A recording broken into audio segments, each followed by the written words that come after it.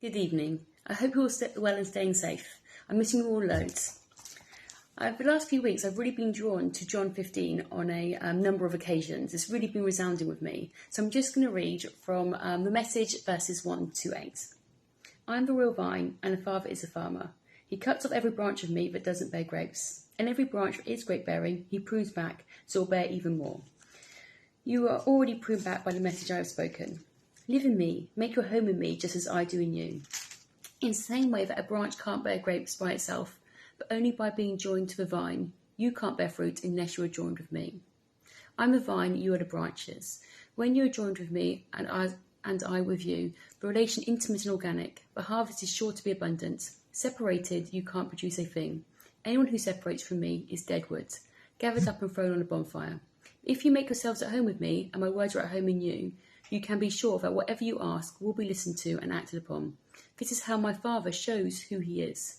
When you produce grapes, when you mature as my disciples. This time of year, I feel we really see these verses illustrated. With the daffodils rising, the cherry blossom, my apple tree is starting to get some green. It's like after a long, hard winter, the whole earth is really ready to burst with life again. And there's a couple of points from these verses that really resound with me, and I just wanted to chat to you about. First, the act of pruning. It just seems so counterintuitive to cut back, to almost get rid of in order to promote growth.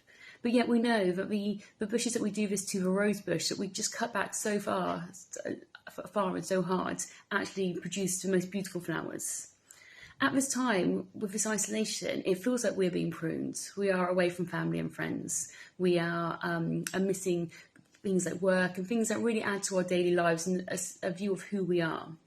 It's really difficult to continue. But even just with simple joys, for example, getting a haircut, going to a cafe for a walk down a beach with friends, certainly Easter without a family Sunday lunch was hard for me, and I'm sure was for many of you. It feels like we are really fasting from the simple joys in life at the moment. In Hebrews, we learn that even Jesus was pruned to a certain extent and had to learn through suffering. In Hebrews 5, 7-9. During the days of Jesus' life on earth, he offered up prayers and petition with fervent cries and tears to one who could save him from death. And he was heard because of his reverent submission. Son though he was, he learned disobedience from what he suffered. And once made perfect, he became the source of eternal salvation for all who obey him. Even God's Son had to learn through difficult times. But with this pruning comes a promise that in Jesus Christ, these scriptures are fulfilled, and that we have a new high priest, who through him we can mediate and meet with God. And this promise is one that continues as long as we continue to live in Christ, as John 15 says. But if we have faith and love, and we have him in our lives, then we have the ability to continually receive the power to do good. And this is the second bit that really resonates with me, is that power that we receive through God to do good. As a branch is nourished from a tree, we are fed, sustained and nurtured by God. At this difficult time, we do see so much good in the world. I'm sure you have all seen Captain Tom and his £20 million, which is just amazing. The clap for carers shows that we are still able, as a country, to come together in community. And actually, I believe that's now spread across the world. At this difficult time, it's really important that we do look at these little things that we can do to see the good in them. Whether it is popping to shops for a neighbour, speaking over a garden fence. Certainly Rachel and her worship on a Sunday really helps me to still continue to feel like I'm worshipping God as part of a church.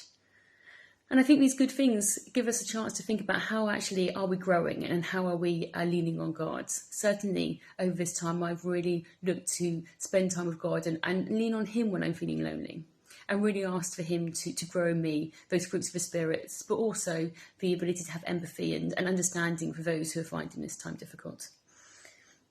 I thought that we should be looking at this time to really think about how we can grow those fruits of the spirits. Love, joy, patience. Certainly, I think patience is needed by a lot of parents at the moment.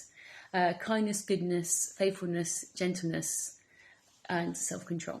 So I think it's really important that we continue to grow those fruits of the spirits, and that we lean on God and ask him to continue to allow us to be fruitful at this time. And as we isolate in these next few weeks, I really encourage you to spend time with God, in God, praying and worshipping Him. And I really think that it's a good chance, as we do in Lent, to fast from things that maybe we would never think to fast from normally, but are able to grow from that time of fasting. Before I want to go end in prayer, I just want to read to you the the church's motto text, Philippians 4:6. Do not be anxious in anything, but in all situations with prayer and petition in your hearts, present your requests to God.